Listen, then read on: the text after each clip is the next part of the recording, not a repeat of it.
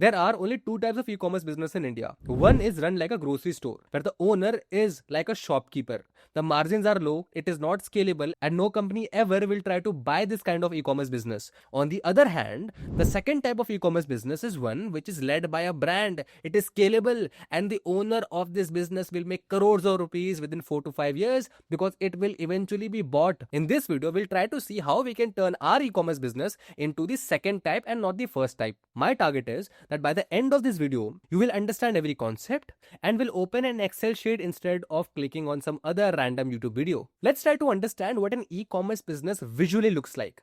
It looks like this graph. On the x-axis, we have time, and on the y-axis, we have revenue. You'll realize that this is a step ladder graph. There are phases of sudden growth followed by phases of stagnation. So growth happens in bursts, and then it is hit by a plateau of stagnation where the revenue is stuck for months and months. See, the biggest advantage of e-commerce is that you don't require a factory or a big office or real estate. You can start with an investment of 5 to 10,000. It's very easy to start and you can get a lot of orders even early on. Let's say you hit 1 lakh rupees of monthly revenue. Now you will be stuck at that amount for the next 4 to 5 months unless you make some changes in your business. Once you overcome this plateau, you will reach to the next stage. You will be stuck at 3 lakh rupees per month, and then 5 lakh, and then 10 lakh rupees. In this situation, in e-commerce, our biggest objective is to decrease the time period of these plateaus. How can we decrease it from 4 months to 1 month? Now to do that, you have to realize that each plateau indicates one key constraint of your business.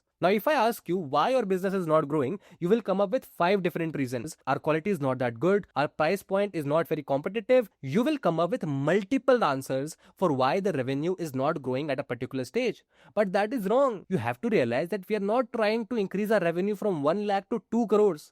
We are trying to increase our revenue from 1 lakh to 3 lakh. We just want to get past this plateau right now. That is our only concern. So we have to identify the biggest reason why our revenue is not growing, which requires a lot of analysis and Excel sheets. Maybe you are just not investing a lot on advertisement. So instead of searching for solutions to all the problems at once, it is better to identify one big red flag and try to solve that. Search for the solution of that problem. The biggest disadvantage of e-commerce in my view is dependency on a lot of other businesses. You're dependent on supplier to get goods for you, on logistic companies to fulfill your orders timely, on marketplaces to get your orders, on social media to get customers. So by the very design of an e-commerce business, you are dependent on a lot of other businesses, and hence because of so many dependencies, anything can break anytime. Try to think about it like this. If you want to play football, you need your ankles, your knees, your hips, your spine to work in coordination. If any one of them malfunctions or breaks, then in that situation, you will not be able to play soccer. Similarly, if you want to get a lot of sales, you need to be very good at social media.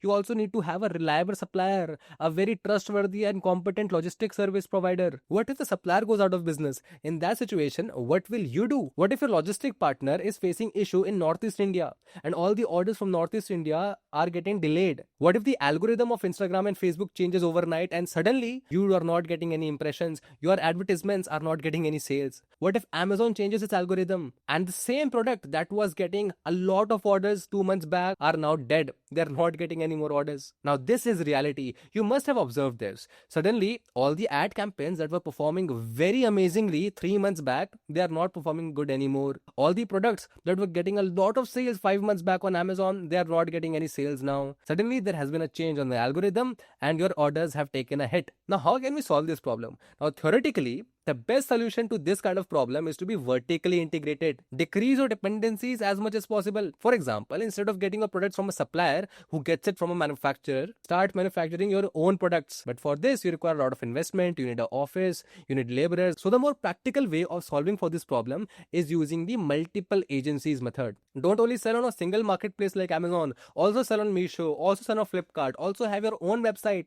Don't only market on Instagram and Facebook. Also try to do influencer marketing marketing, affiliate programs, Google ads. Basically, at every single level where you have a single dependency or a few dependencies, what we want to do is that we want to diversify our dependency. If your orders from Amazon suddenly decreases by 50%, you still have orders coming in from Flipkart and Meesho. The money you earn from those areas, you can put it to solve the problem in Amazon. You can get somebody like me to solve it for you, or hire some other expert to solve the problem of Amazon for you if you yourself cannot solve it. Now, the second biggest issue, which took me years to master, is the issue of cash flow. I recently talked to a guy who did 15 lakh rupees of revenue on Amazon last month. But guess how much money he was able to keep in his pocket? Only 1 lakh rupees. 15 lakh rupees in revenue and 1 lakh rupee in his pocket. And particularly in certain months where there's a sudden growth, he's only able to pocket 30 to 40,000 rupees. Now imagine if he had opened a simple tea stall and he was selling tea. If he did 15 lakh rupees of revenue selling tea, he would have 10 to 12 lakh rupees easily in his pocket. So that is a feature of an e-commerce business. The structure of the business, the design is as such that even if you earn a lot of money, you may not be able to pocket a lot of it. The payment cycle in e-commerce is often of 15 days, which means that if a customer buys your product right now and pays for it right now, the marketplace will keep that amount with itself and will release it, will transfer it to your bank only after 15 days. So you will get your revenue after a lag of 15 days. But guess what? The expenses, the cost of the good that was sold, the advertisement cost, the cost of delivery, every single other cost, the expenses, you will have to pay those expenses right now. So expenses are paid right now, whereas the revenue is received after a 15-day lag. Now imagine this situation. In the first month, you sold 10 orders. And from the profit of those 10 orders, you are able to buy 10 more products. So now you have 20 products in your inventory. Now in this situation, you did not pay yourself anything. You're not paying your bills. You're not eating any food.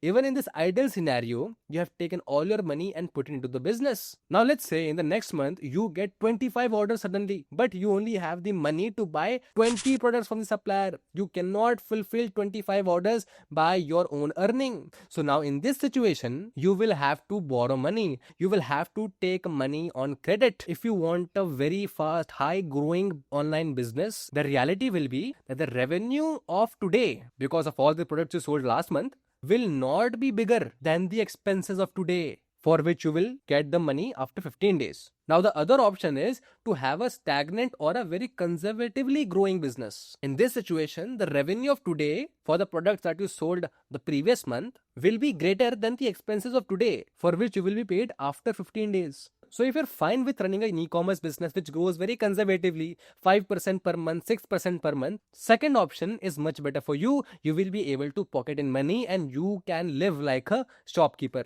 But if you want to grow very aggressively and have plans to sell your business to a bigger company, make an exit in the next 4 to 5 years, you will have to know how to manage cash flow and how to solve for that cash flow. See, very fundamentally, there are only two methods of doing e-commerce. One is the arbitrage method, which basically means that you're buying a lot of products at a wholesale price for cheap amount and then selling it at a higher amount at retail price on marketplaces or even offline. In this e-commerce structure, you won't be able to sustain a high growth rate because of the reasons I mentioned earlier, and the margins are going to be low. 15 lakh rupees in sale but 1 lakh rupee in pocket. Such businesses do not have any scalability, and my friend, you will never be bought by a bigger company, so you will never get an exit. It is also seen that these businesses depend 100% on performance marketing, which means that every single ad campaign is measured by its ROI. For every rupee spent on marketing, I want 5 rupee in revenue and 2 rupee in profit. That is the mentality. The second way of structuring your e-commerce business is by leading with a brand. The concept is you have to associate a product with cool things for long enough time so that even when those cool things and cool people go away,